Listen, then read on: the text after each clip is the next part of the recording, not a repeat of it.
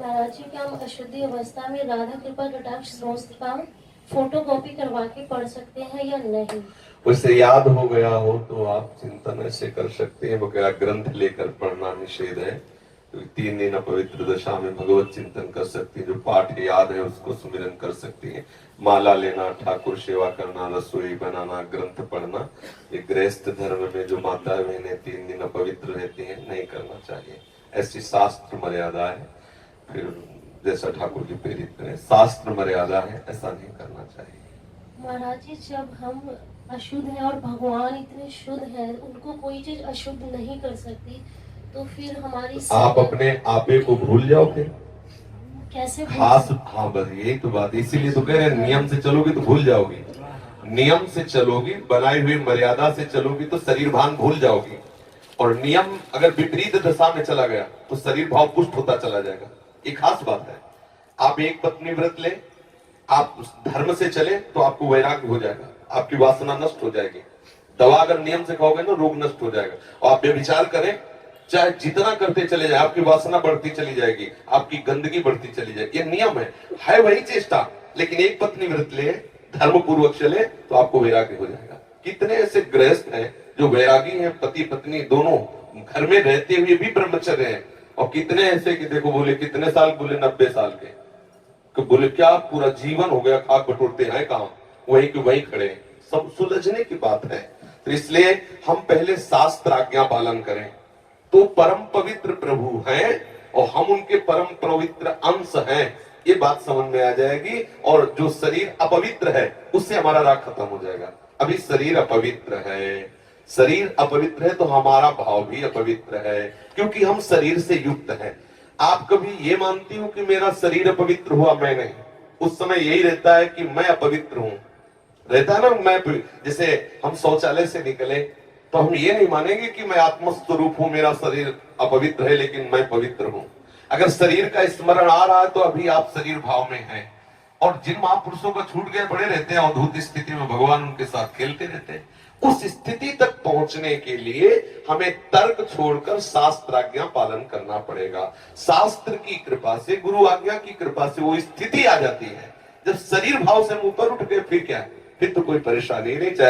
चाहे लघु शंका की पड़े हो, चाहे शौच के पड़े हो, शरीर अपवित्र है लेकिन वो परम पवित्र प्रभु में रमण कर रहा है। अभी हमारी दशा ऐसी नहीं है। हमारा शरीर हमें मैं करके दिखाई दे रहा है, नहीं दिखाई दे रहा। शरीर की भूख मेरी भूख, शरीर की मांग मेरी मांग, शरीर का कष्ट मेरा कष्ट आ रहा है ना। बस इस राग से छूटने के लिए शरीर को सिद्धांत में बांध दो। तस्मात् शास्त्रम प्रमाणम ते कार्या कार्यो विरुद्ध, क्या करना है क्या नहीं करना, इस शास्त्र के अनुसार चलो तो शरीर का राग खत्म हो जाएगा। इसका परिणाम होगा शरीर से राग खत्म हो जाएगा। आप पवित्र रहिए तो आपको शरीर से वैराग्य हो जाएगा। ये खास बात है। शास्त्र की आज्ञा पालन कीजिए तो आपको शरीर संसार से वैराग्य हो जाएगा। और शास्त्र के विरुद्ध चलिए तो आप रागी हो जाएंगे, आप आसक्त हो जाएंगे, ये आपको दंड होगा। शरीर संसार की आसक्ति वही तो आपको जलाती, वही तो आपको जन्म मृत्यु के चक्र में फंसाती है। समझ गए बच्चा? जब हम भगवान के लिए प्रसाद नहीं बना सकते, उनको भोग नहीं पवा सकते बच्चा, इसीलिए इस शरीर से घृणा करनी है। धिक्कार है ऐसे शरीर को जो प्रिया प्रीतम से बिलक करता है, तभी तो शरीर से राग खत्म होगा। ये अपवित्र शरीर जो हमें प्रभु के सेवा से छुटवा दे, ऐसे शरीर से क्या राग करना। धीरे धीरे शरीर के प्रति हे भाव हो जाए। जन्म मृत्यु जरा व्याधि दुख दोषानुदर्शनम, भगवान ने गीता जी में कहा। शरीर के प्रति हे भाव होने लगता है, क्या मलमूत्र का भांड है, छोड़ो इससे राग। धीरे धीरे धीरे वो अपने स्वरूप में स्थित हो जाए। अभी इतना ममत्व है शरीर में, कोई ऐसे छू ले तो एकदम ऐसा नहीं होता। तुमने हमें ऐसा कितना अपना मैं पर है। अगर हम ठीक सिद्धांत से चलेंगे तो हम बहुत जल्दी लाभ प्राप्त कर लेंगे। जहां हमारी स्थिति है हम बात उसी स्थिति की करें तो हम बहुत जल्दी आगे बढ़ जाए। होता क्या, हम लोग बात करते हैं छत की, अभी बिल्कुल 100 हाथ गड्ढे में खड़े हैं। बात ये है, शरीर से हमारा संबंध बहुत घनिष्ठ हो चुका है। इतना हो चुका है कि शरीर से हम संबंध किए, ये शब्द भी गलत है। मैं ही शरीर हूं ऐसा है। आप देख लो, कभी दर्पण में तिलक लगाते समय सोचा कि शरीर के मस्तक पर तिलक रचना कर रहे हैं? नहीं। मेरा तिलक कैसा है, यही तो आएगा ना। मेरा रूप कैसा है, मैं ठीक लग रही हूं, लग रहा हूं, ऐसी बातें आएंगी नहीं आएंगी। तो इसका मतलब शरीर राग है। शरीर राग हटाने के लिए शास्त्रीय सिद्धांत स्वीकार करना होगा। जिस समय माता बहनें अपवित्र होती हैं, उस समय वो जो भी भोग बनाती है, वो शास्त्र के अनुसार कह रहा हूं कि जो ब्रह्म हत्या देवराजेंद्र को लगी थी, उसी के 4 विभाग किए गए थे। पहला विभाग स्त्री को दिया गया था और उसके साथ वरदान भी दिया गया था कि उसी अवस्था के अंतर्गत वो जब सृजन क्रिया में जाएगी तो संतानोत्पत्ति की सामर्थ्य उसको प्राप्त हो जाएगी। पृथ्वी ऊषर भूमि, जो ऊषर भूमि है, ये वो ब्रह्म हत्या का एक भाग, उसको वरदान दिया गया था, चाहे जितना गड्ढा खोद दिया जाए अपने आप भर जाएगा समय पे।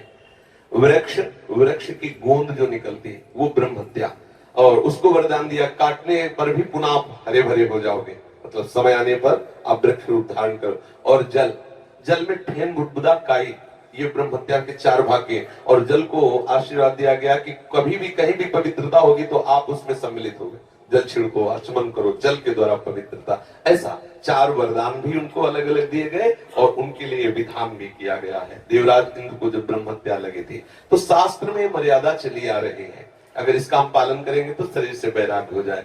जैसे अब जो बच्चे वैराग्य ले लिए हैं, भले वो स्त्री शरीर में है, अब उनके लिए नियम खत्म हो गया कि वो 3 दिन अपवित्र रहेंगे तो छुएंगे नहीं, क्योंकि वो खत्म, संसार के भोग राग, संसार का क्रम खत्म। अब वो वैरागी, अब वो आठों पैर प्रभु की सेवा में लगे हैं। पर अपने गृहस्थ धर्म से है, शरीर सुख की कामना से है, शरीर का हम प्रयोग कर रहे हैं अपने इंद्रिय सुख के लिए, तो आप पवित्रता धारण करो, जिससे तुम्हारा ये राग नष्ट हो जाएगा।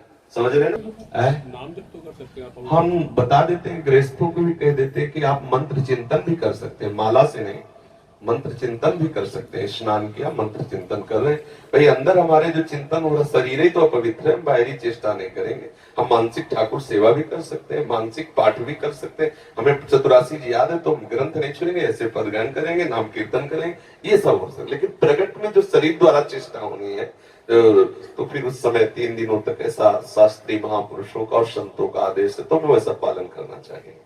अवस्था में शरणागति मंत्र ले सकते हैं और नहीं ले सकते? हाँ, शरणागत मंत्र के लिए वैसे हमने बताया है कि शौचालय में और बाथरूम में हम मंत्र न जपे, पवित्र हो करके आचमन आदि करके फिर मंत्र जप करें।